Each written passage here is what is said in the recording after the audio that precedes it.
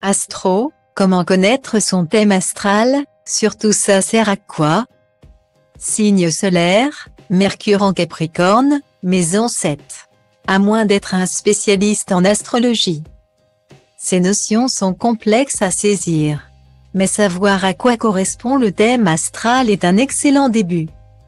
Découvrez tout ce que vous devez savoir sur la carte du ciel et les possibles répercussions qu'elle aura sur votre année. Pour connaître votre thème astral, vous n'avez pas besoin d'un spécialiste. Une simple recherche sur un site dédié avec votre date, heure et lieu de naissance suffisent pour recevoir gratuitement votre carte du ciel. Seulement, le thème astral d'une naissance est assez complexe à comprendre. Vous pouvez bien sûr chercher la signification de chaque élément un par un, mais pour vous faciliter la tâche, la consultation d'un astrologue peut être une bonne idée pour faire analyser votre carte. En astrologie, le thème astral correspond à une carte du ciel au moment de votre naissance. Comme si l'on prenait une photo des astres, soleil, lune, planète, à la date, à l'heure et au lieu exact de cet instant précis. Une carte du ciel est composée du signe solaire ou astrologique, du signe lunaire, du signe ascendant, des planètes et de leur maison. Avec les 3 premiers éléments, vous pouvez déjà saisir les grandes lignes de votre personnalité. L'emplacement des 9 planètes, lune incluse, va servir à compléter votre profil. Chacune d'entre elles a une influence sur différents angles d'une personnalité.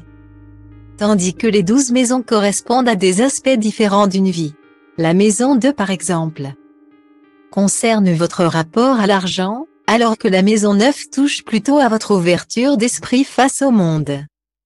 L'année 2022 a justement été plus ou moins favorable pour les signes du zodiaque selon les emplacements des planètes.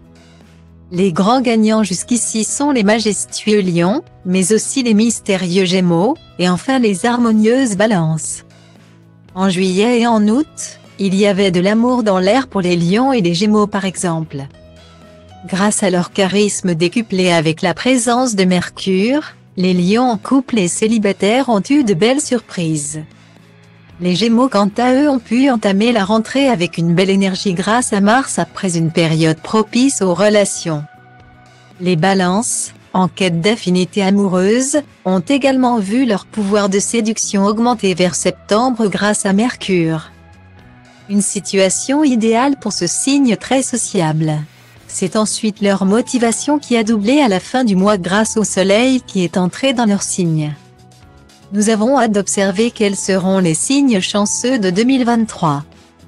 Pour en savoir plus sur l'année 2023, découvrez l'horoscope 2023 complet et décrypté signe par signe.